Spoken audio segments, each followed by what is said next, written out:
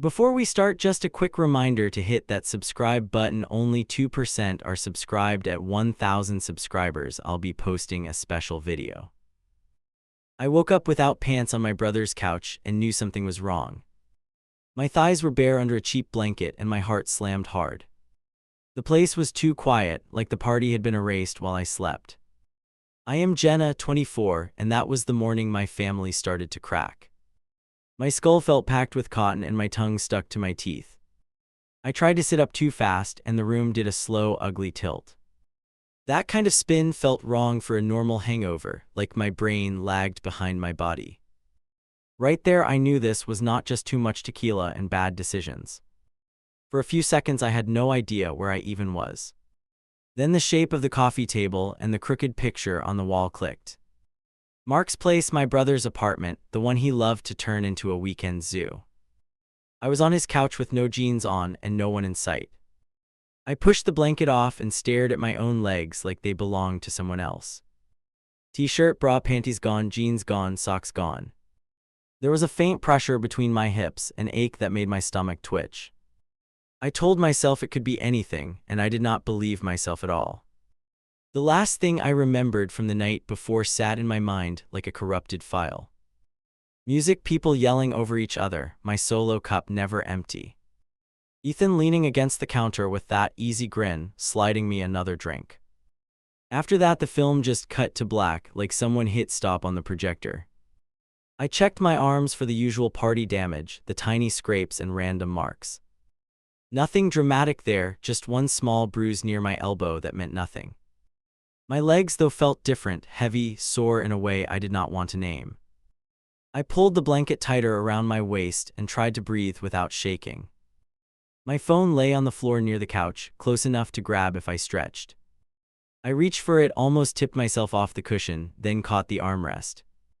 That slow, delayed reaction scared me more than the silence in the room. It felt like my body belonged to last night and my head belonged to someone else.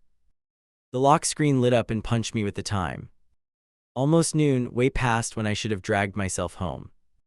A stack of missed calls from my best friend, 3 from an unknown number. One text from Mark sat like a little landmine, just 2 words, "You good?" If you have ever opened your phone after a blackout, you know that drop. That cold slide in your stomach before you even read anything. I scrolled through the notifications with my thumb trembling on the glass. Somewhere in there I already knew I was about to hate what I saw. My friend had texted around 2 in the morning asking if I got home safe. Then another one, "Answer me right now," then another, "Seriously, where are you?" No answer from me, no drunk emojis, no half-coherent voice notes. For me, drunk me almost always texts too much, silent me is a red flag. I checked my own outgoing messages, hoping to prove myself wrong. There were a few lines to Ethan that I did not remember typing at all. "On my way, be right there," and one that just said, "You promise." The words looked like mine, but also like someone had borrowed my phone and my personality. Seeing that shook something loose in the back of my mind. A flash of the hallway, his hand on my lower back, my feet stumbling. I could not tell if I actually remembered that or if my brain was filling gaps. Either way, it felt dirty, like touching something sticky on a rail in the subway. I finally forced myself off the couch, and my knees almost folded. My muscles felt weak and soft, not just tired from dancing all night. I grabbed the edge of the table and stood there for a second, just breathing. My heart knew something had gone past sloppy fun and into danger. My jeans and underwear were not on the floor where they should have been. They were folded on the armchair across the room, neat and careful. My belt rested on top of the pile like someone had arranged a display. That orderliness made my skin crawl more than if everything had been tossed anywhere. I knew how I usually undressed after a party, and it was not like that. Normally, I peeled clothes off in a trail, kicked them wherever they landed. Seeing my own stuff stacked so tidy felt like walking into a hotel room someone had staged. It screamed that another pair of hands had been there while I was out. I picked up the jeans and that dull ache between my hips spiked. Not sharp pain, just a deep soreness that made my body flinch. I stood there in a t-shirt and nothing else and argued with myself in my head. People have drunk sex all the time, I thought, so why did this feel like a crime scene? I walked to the bathroom because I needed a mirror. I needed proof of something. Each step felt heavier than the last, like I was wading through thick air. My reflection looked rough, makeup smeared, hair tangled into a half knot. The worst part was my eyes, wide and flat, already looking like they knew the ending. That day version of me tried to spin it into normal. Maybe I had flirted more than I remembered. Maybe I had dragged Ethan to a room. I am not some saint. I have had casual nights that barely deserved names. The difference here was the black hole in my memory and the sick heaviness in my gut. I splashed water on my face and watched the droplets slide down. The chill did almost nothing. My skin still felt too hot. I stared at myself and tried to rewind the night like a tape. Nothing came, just that last clear image of a red cup in Ethan's hand. Even now, writing this, I hate how long I stayed in denial. Back then, I kept grabbing for any explanation that did not involve the word drugged. Because once you let that word in, everything else has to change. You cannot just laugh it off as a wild night after that. I went back to the living room, still half-dressed, blanket dragging behind me. The apartment smelled faintly like stale beer and sweat and something sweet. That sugary edge made my stomach twist because it did not match anything I remembered drinking. It felt like one more thing that belonged to a version of the party I did not attend. I checked the front door. It was locked from the inside with the deadbolt turned. No noise from the hallway, no voices, no music, just the hum of the fridge. Mark's bedroom door was closed with a jacket hanging off the knob. I stood there staring at it, wondering if Ethan was behind it, wondering if I wanted to know. Part of me wanted to march in and start screaming. Another part imagined him sitting there fully dressed, scrolling his phone, pretending nothing happened. I could not handle either version, not yet, not while my body still shook. So I backed away and pretended I was just giving them privacy. I grabbed my phone again and called Mark because I needed him to act like a big brother. The call rang out, then went to voicemail, then cut. I called again and again until it felt pathetic and I hung up. His text, "You good?" started to sound less like concern and more like a test. I typed back, "Where are you?" then deleted it and typed, "We need to talk." My thumb hovered over send because sending made it real. In the end, I sent just "Call me now" and threw the phone on the couch. That tiny act felt like the first step on a cliff edge. For a minute, I considered just putting my jeans on and leaving. Go home, shower, pretend this never happened, blame everything on too much alcohol. I could almost see that version of my day, quiet and numb and dishonest. If I had done that, none of what came later would exist, and I do not know if that is better. I bent down to step into my underwear, and that is when I saw it. On my upper thigh, just below where the fabric would cover, a shadow mark. I straightened, heart pounding, and pulled the t-shirt up higher to see. 5 pale bruises curved in a line, spaced almost perfectly like fingers gripping hard. In that moment, the room shrank and my hearing went thin and sharp. My first instinct was to tell myself it could be anything, maybe I bumped into something. But there is a difference between random impact and a handprint, and my body knew it. Those marks did not belong to me, and whoever they belonged to had been close enough to leave them there. I pounded on Mark's door until my knuckles hurt. I did not text first. I did not plan what to say. My whole body hummed with that sick mix of panic and anger. In my head, one thought kept looping: he already knows something. The lock clicked and he cracked the door with one eye half open. He smelled like old booze and sweat and something sour from his breath. "Why are you here this early?" he muttered and tried to pull the door closer. I shoved it wide and walked past him before he could block me. "Look at me," my voice came out rough and higher than normal. He rubbed his face with his palm like he could wipe me away. "If this is about the party last night, I am not doing this." "It is about the party and you are doing it," I snapped. I dragged the hem of my shorts up and showed him my thigh. The marks had gone darker since the morning and stood out clear. He glanced once, then looked away fast like he had brushed a hot pan. "That could be from anything," he muttered and headed for the kitchen. My chest tightened so hard I had to force air into my lungs. "A stranger did not leave fingerprints on my leg in your living room." Saying it out loud made my tongue feel thick and clumsy. He opened the fridge like we were having some normal hungover chat. I do not remember half of last night, my voice shook on that. I remember a drink Ethan handed me, and then nothing real after. He froze for a second with the fridge still open and shoulders tense. Then he grabbed a bottle and shut the door harder than he needed. You were wasted, he said, and twisted the cap with a sharp movement. You were all over it. Hand for hours before you disappeared with him. That hit me like a slap because it sounded rehearsed and simple. Memory with a straight line and neat edges when mine was just static. I laughed once, short and ugly, because it was either that or scream. You watched me stumble off with him and figured that was fine. You think that sounds like something a protective brother does. He stared at the floor and tapped the bottle against his leg. You kept dragging him toward the hall like you had one goal. That is what it looked like from here, and I am not your babysitter. He lifted his head then, and his eyes dared me to call him a liar. The word babysitter burned because he had used it in other fights. Inside my skull, everything sped up and slowed down at the same time. I tried to picture the version of me he was describing so calmly. Drunk, flirty, pulling Ethan by the hand while everyone watched and laughed. If that had happened, I would at least have flickers of it somewhere. I am telling you, I cannot pull up those hours at all. I slapped my palm against my forehead like I could knock them loose. He flinched at the sound, but his expression stayed stubborn and closed. People black out and still know what they are doing in the moment. I felt dirty just listening to him defend this imaginary girl version. Knowing in the moment does not count if you drug someone. The word landed between us like a dropped brick, and we both stared. His fingers tightened around the bottle until the plastic crinkled.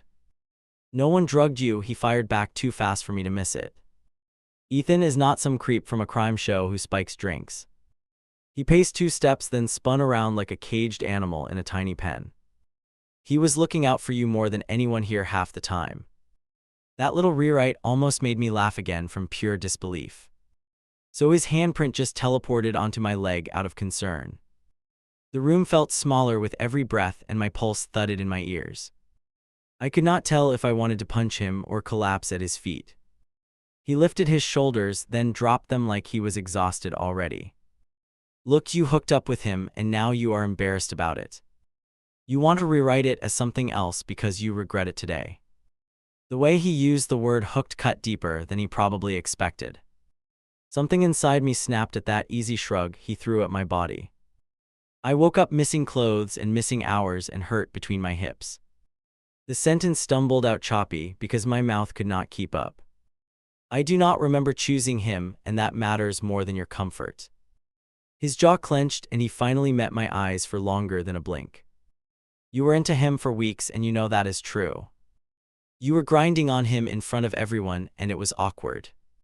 He tossed that last word out like I was the problem for making it weird. Maybe there had been flirting before, I will not lie about that part. I had noticed him, sure, he was around a lot and he was charming. But liking someone sober does not equal consent when your brain is offline. Back then, though, I just felt this heavy shame pressing down on my ribs. I'm going to get checked out, I said, and my voice steadied. If anything shows up in my system, this becomes more than family drama. For the first time, real fear flickered across his face, quick and sharp. It vanished almost instantly, but I had already seen it and stored it. You are overreacting in a huge way right now, he muttered and paced. If you go around saying he drugged you, that could ruin his whole life. He dragged his hand through his hair like he was the one under attack. Do you get what that kind of accusation does to a person? That line did something ugly in my chest because I knew he meant it. He was more worried about Ethan's reputation than my missing memories. My fingers shook so hard I had to lace them together to keep control. I guess having someone inside you without consent is just a small thing. He slammed the bottle on the counter and some water splashed over his hand. Do not throw around that word like it is nothing, he snapped. You are not even sure what happened because you blacked out.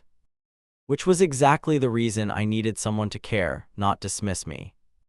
I could hear my own breathing now, short and uneven, almost like sobs.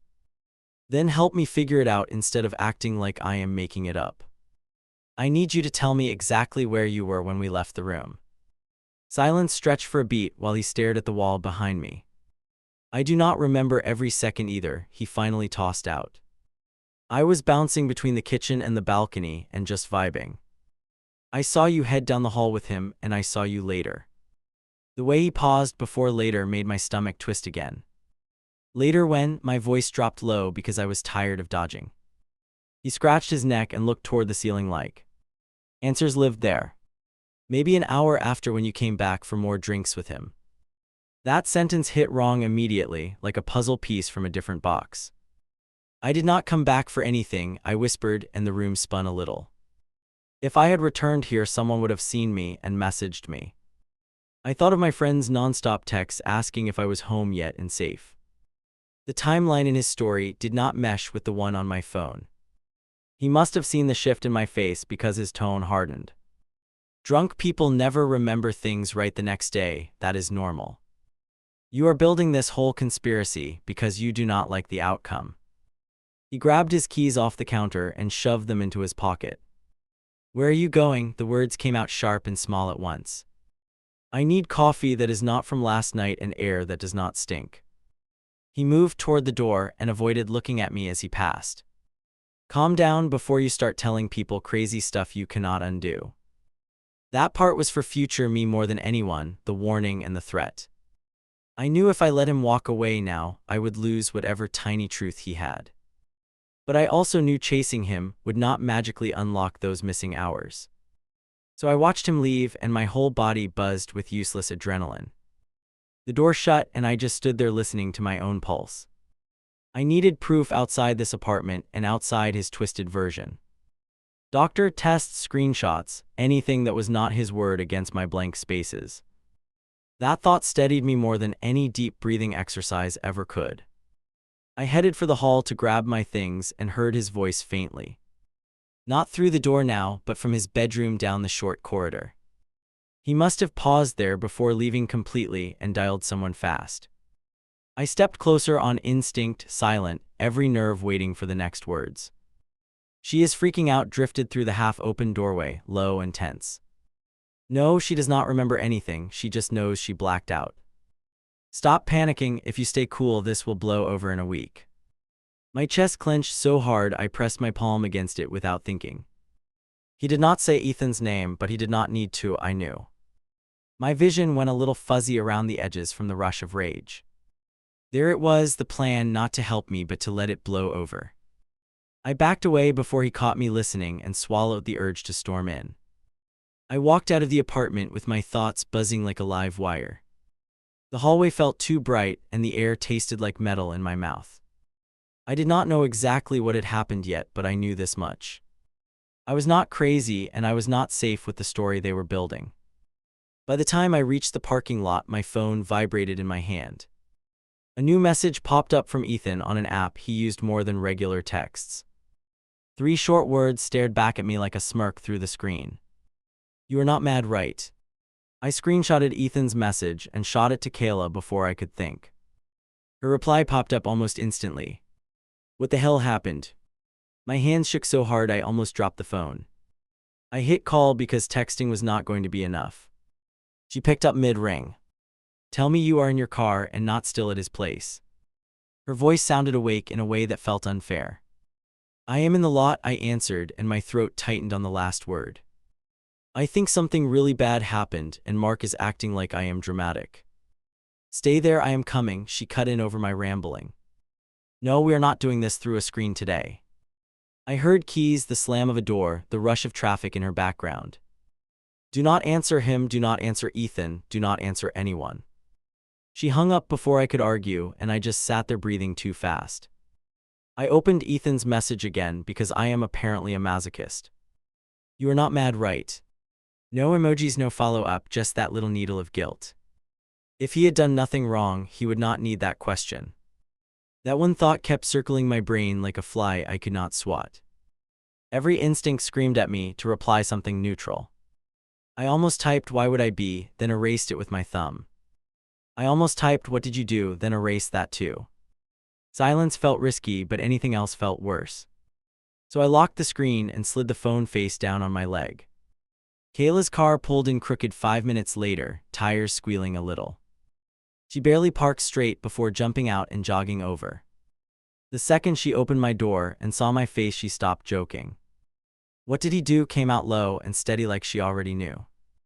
I just handed her the phone because my voice did not want to work. She read the message, then swiped up without asking, moving to our chat history. I watched her eyes flick across the screen, narrow, then go sharp. "Why is he asking if you are mad unless he crossed a line?" She scrolled faster, thumb moving in quick jerks.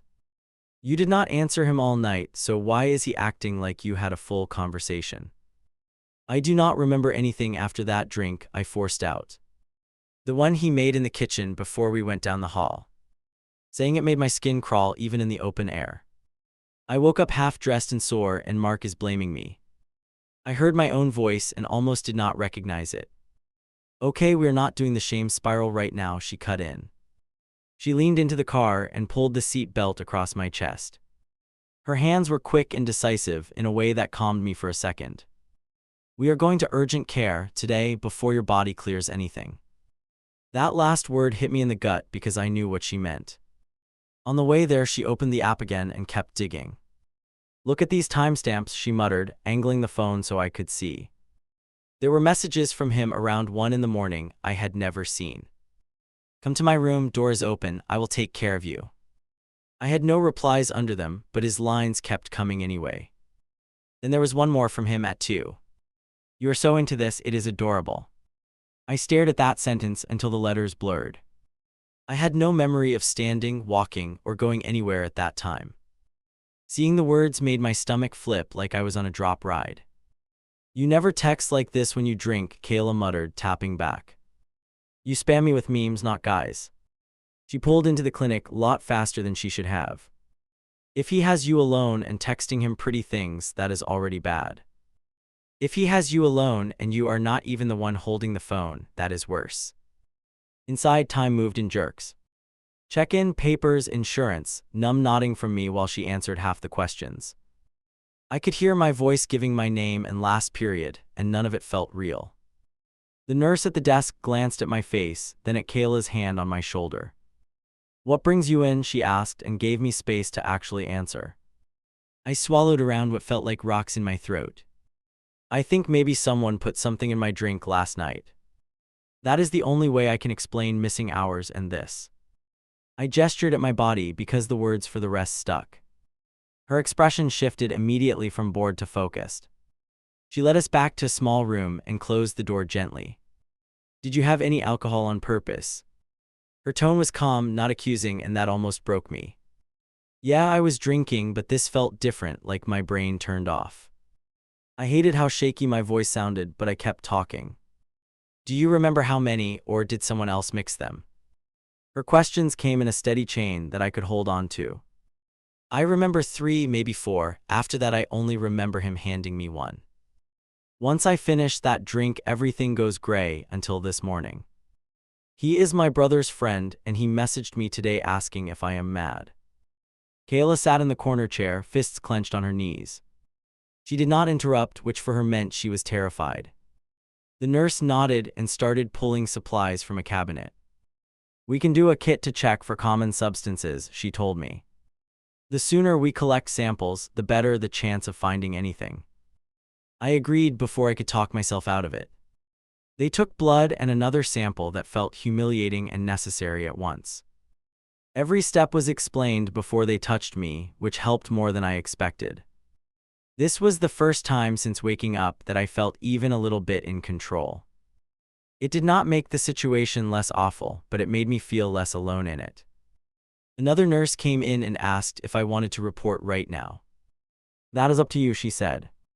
"We can call an officer to take a statement, or you can wait." Some stubborn part of me still wanted to protect my family name. "I need proof first," I answered. "If I go in there with nothing, they will dismiss me." They both nodded like they had heard that before.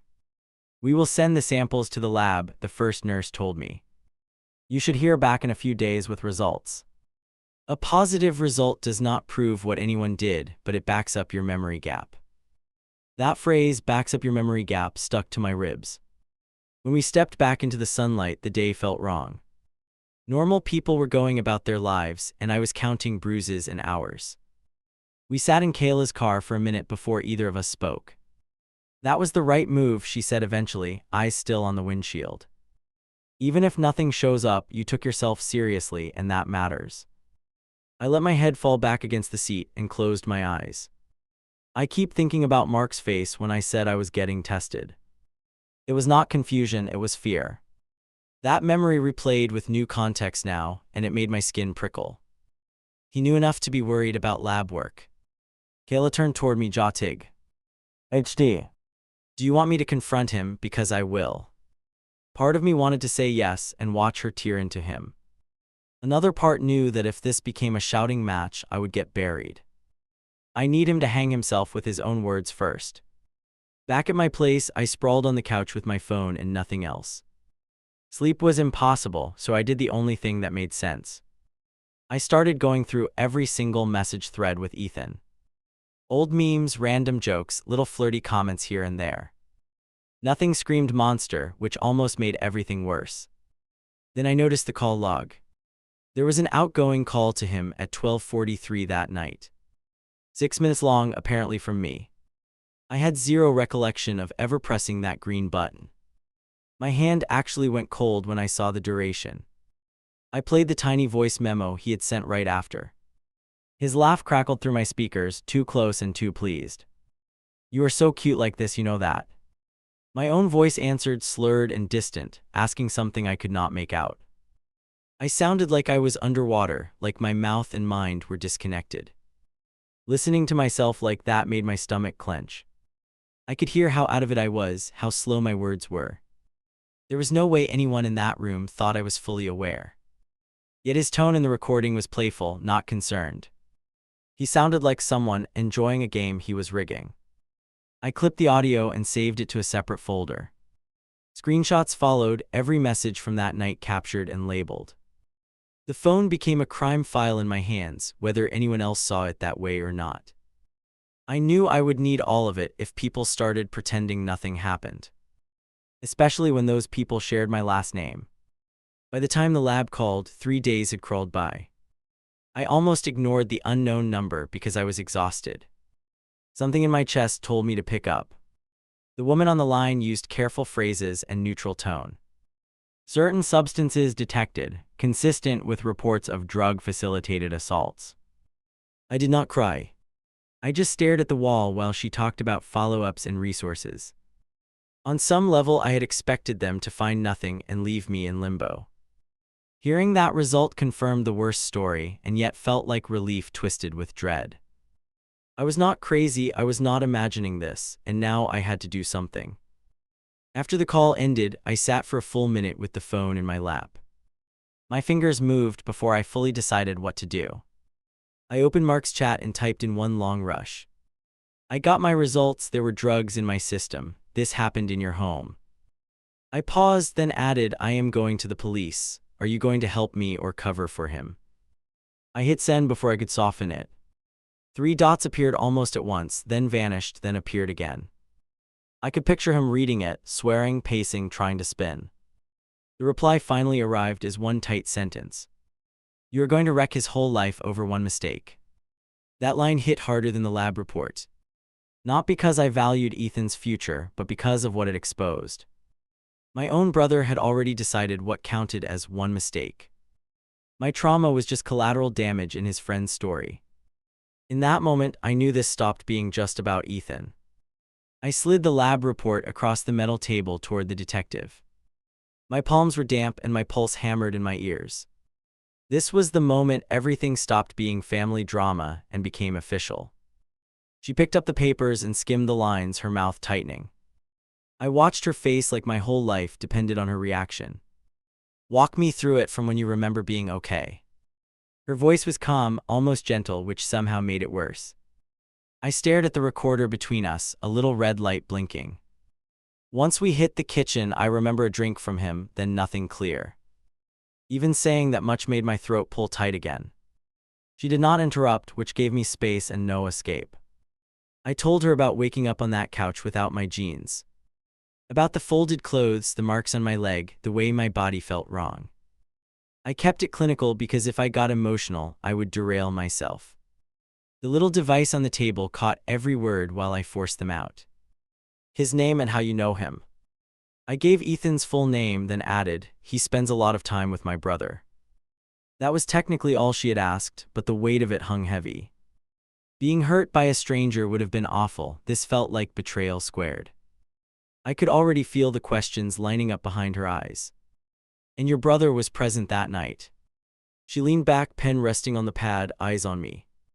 Yeah, it was his place, his party, his friend. I heard the edge in my own voice and did not smooth it. He watched me leave the main room with Ethan and never checked on me. She wrote something down, SL. How indeliberate. Did your brother comment on your condition at any point?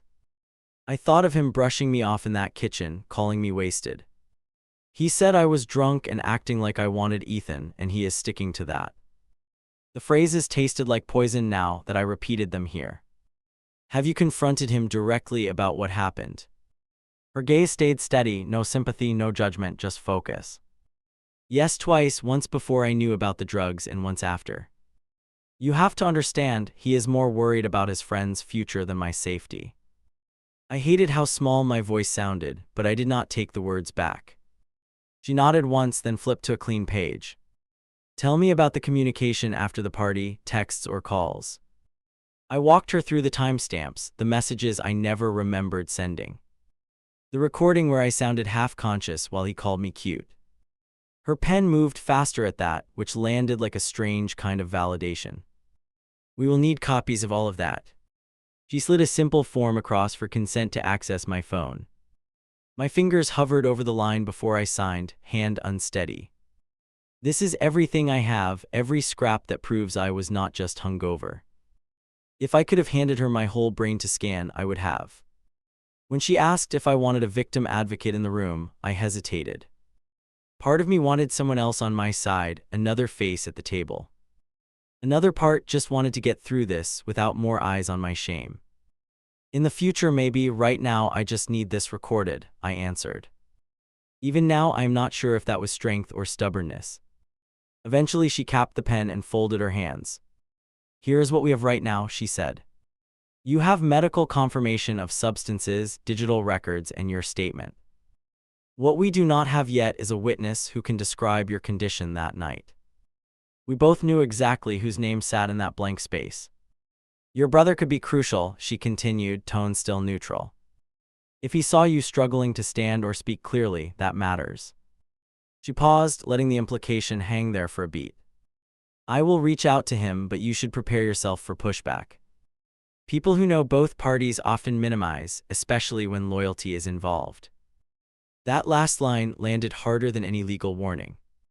I realized she had seen versions of my brother before, wrapped in different names. I sat there picking at a rough edge on my thumb, trying not to cry. Can I at least record him admitting what he saw before he changes it? The question jumped out before I could censor it. She studied me for a moment, then spoke carefully. Check your state's recording laws, but documenting conversations can be helpful. That said, be honest with us even if the recording is not usable in court. Her meaning was clear, they needed my truth regardless of the technical rules. I nodded like I understood every nuance, even though my brain throbbed. When I stepped out of the station, the air hit my face like a slap. Nothing outside had changed, cars moved, people walked, life went on. Inside me, something had shifted into a new position that felt painful and solid. I had told a stranger that my brother's friend drugged me, and it was written down. There was no going back to pretending this was a misunderstanding. I sat in my car and stared at my phone. One part of me wanted to throw it out the window, another part needed it. The cracked screen now held more evidence than my own mind. I opened the voice memo app and made a new file, thumb hovering. If Mark was going to keep twisting the story, I wanted his words on tape. I texted him first because I knew he would dodge a call. We need to talk in person, today it is important. Dots appeared, vanished, then a reply popped up. I am busy, cannot wait, you are doing way too much. I swallowed rage and typed back before he could disappear. No, it cannot wait, I went to the police. That got faster, dots in a longer pause. He finally wrote, you actually went, wow, you are unreal. Meet me at my place in an hour, do not drag Mom into this. Reading that last part told me exactly what he feared. Walking up to his door felt different this time. The first time I had been panicked and confused, this time I was controlled angry.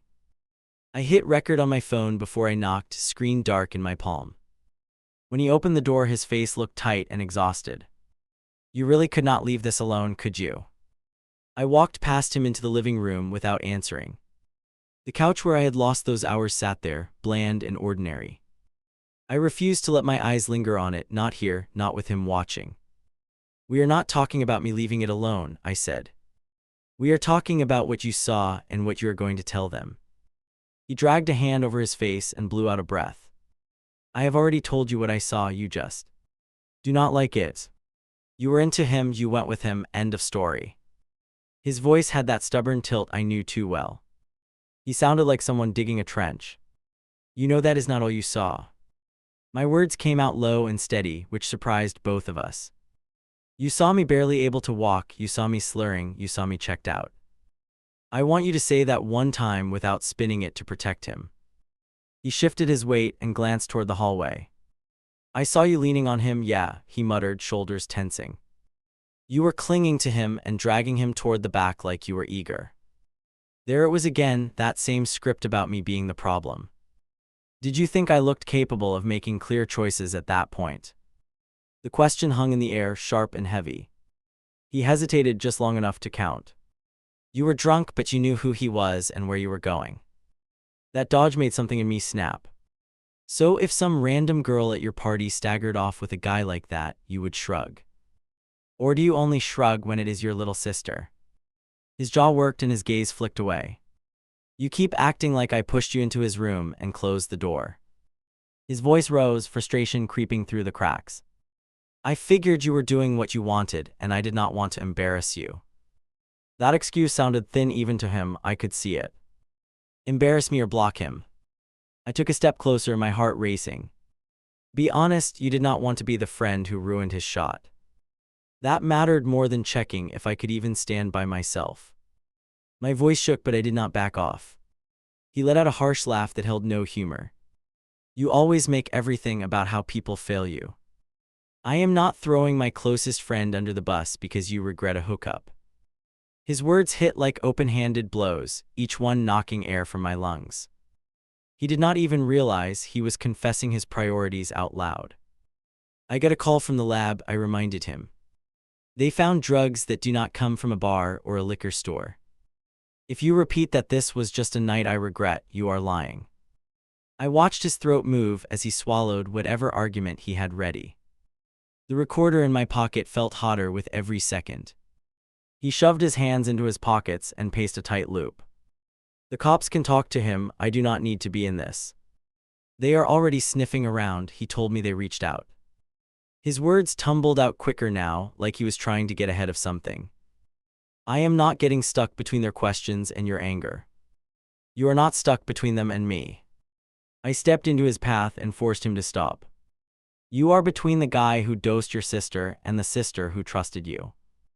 You picked a side the second you told him to stay calm. His eyes flashed, which told me he knew I had overheard. You were listening outside my room. He shook his head once, short and sharp. Unbelievable, you twist everything I do into some big conspiracy. I was trying to stop you from blowing up your life over one night. That phrase sounded too close to his text to be coincidence. For you this is one night, I answered quietly. For me this is my body, my memories, my safety in every room after this. I could feel tears building, which made me furious at myself.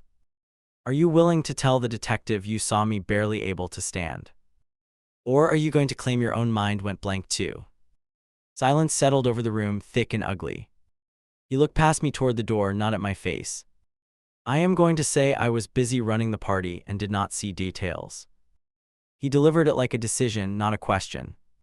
I am not putting my name on something that could send him to prison. That line gutted me more than any insult. He believed enough to fear prison time, yet not enough to help. My fingernails dug into my palms as I fought to stay upright. You are willing to let people think I am lying instead. He did not answer, and that silence was louder than anything. My phone felt heavy in my pocket, recording every word.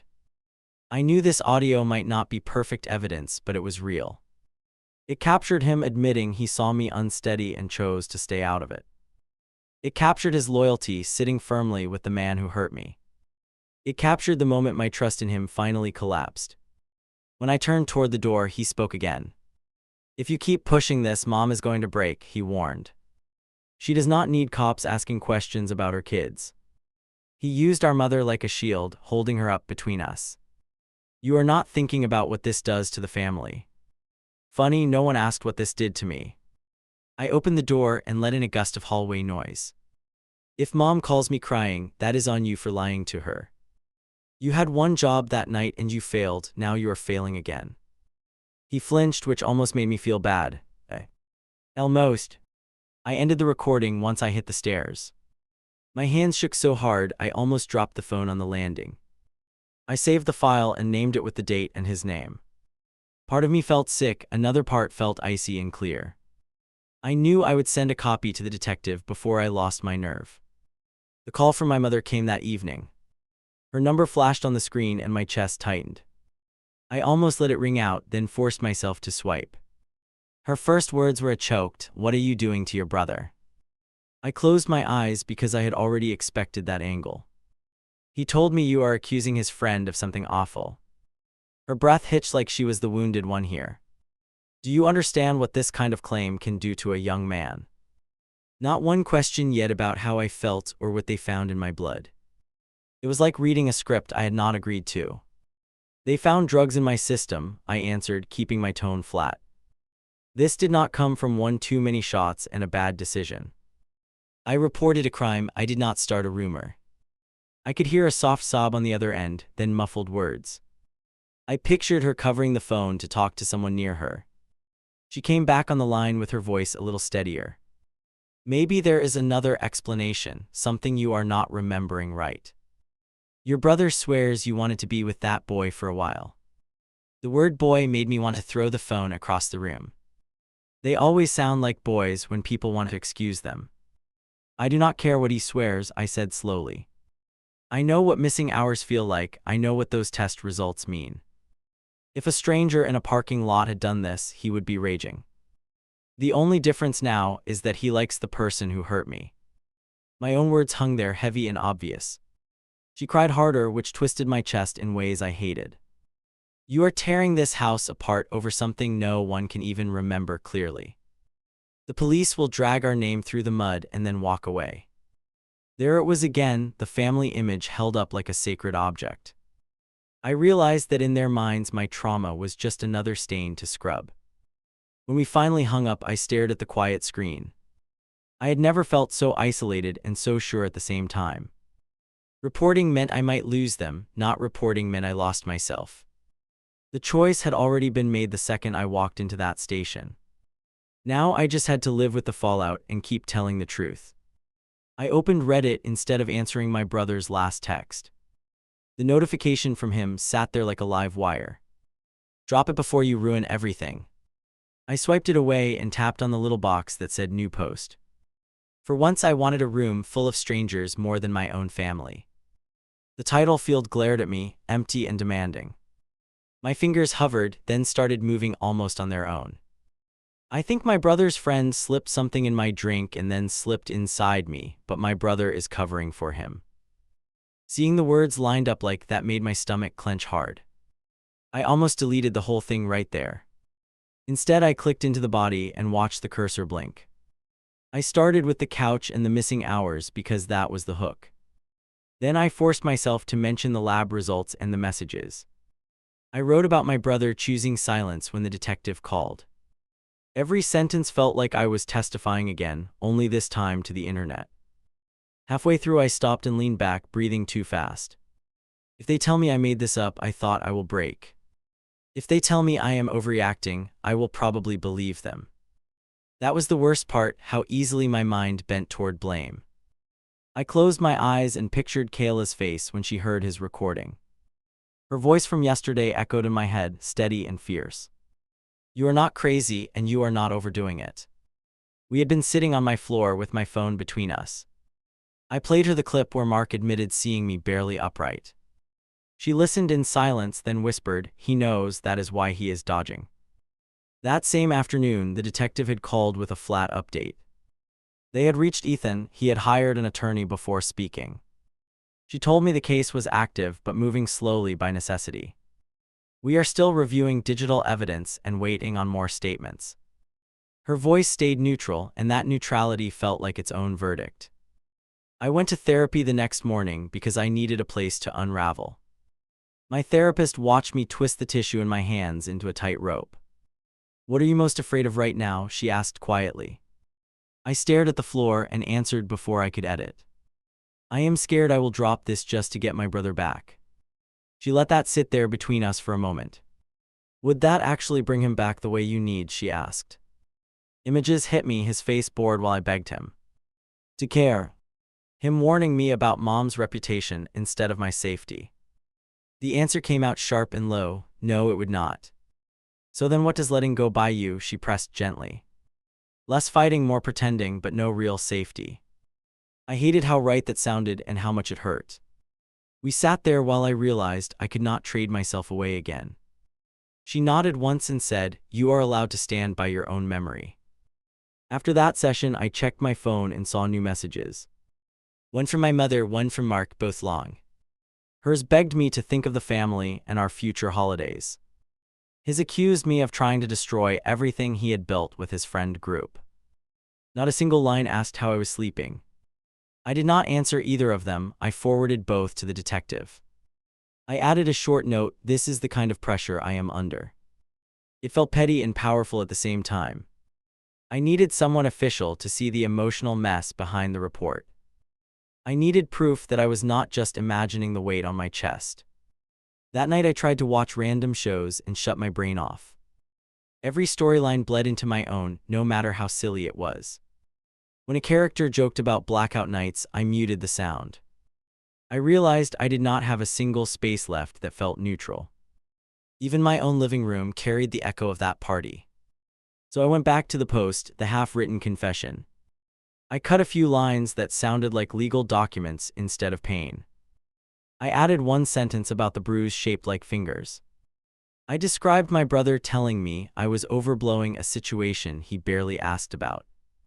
I ended the draft with the line about him worrying over his friend's future. My thumb hovered over post for a long breath. I thought about Ethan reading it and recognizing himself. I pictured my brother rage scrolling through comments if it ever reached him. Then I pictured some other girl somewhere seeing it and recognizing her own story. That image finally pushed my thumb down. The post went up and immediately dropped into the feed. For a few seconds nothing happened, which weirdly felt worse than anything. Then the first notification buzzed, then another, then 3 more. I opened the comments with my heart banging in my throat. The top one simply read, "This was not your fault and your brother failed you." More responses stacked under that first one, each hitting different nerves. Some asked if I had a safe place to stay away from both men. Others talked about their own families choosing friends over truth. A few mentioned words like grooming and coasting on charm. Seeing strangers name patterns I had felt but never labeled shook me. One comment stuck harder than the rest and still lives in my head. "If he believes a stranger deserves violence for hurting you," they wrote, "but shields his buddy for the same thing, he never cared about you, he cared about control." I reread that 3 times, letting it sink into places therapy had just cracked. It hurt, but it also snapped something into focus. I typed a reply with shaky hands and hit send before retreating. "Yeah, if some random guy in a parking lot did this, my brother always claimed he would beat him bloody. Yet here we are, and his energy is all pointed at me instead." Writing that out in public felt like flipping a light on a rotten corner. I finally saw my brother clearly, and I did not like the view. As I sit here finishing this post, the investigation is still grinding forward. Ethan is out there somewhere, living his regular days without visible interruption. My family group chat is quiet except for logistics my mother drops in. My brother and I have not seen each other since that last confrontation. Every silence between us feels like another brick in a wall. I will be honest, I do not know how this ends yet. Maybe the case goes nowhere, maybe he faces charges, maybe it stalls forever. What I do know is that I am done folding myself into shapes that keep him comfortable. If a stranger had done this, my brother always bragged he would hunt him down. Now that his friend is the one who did it, I am the only one willing to fight.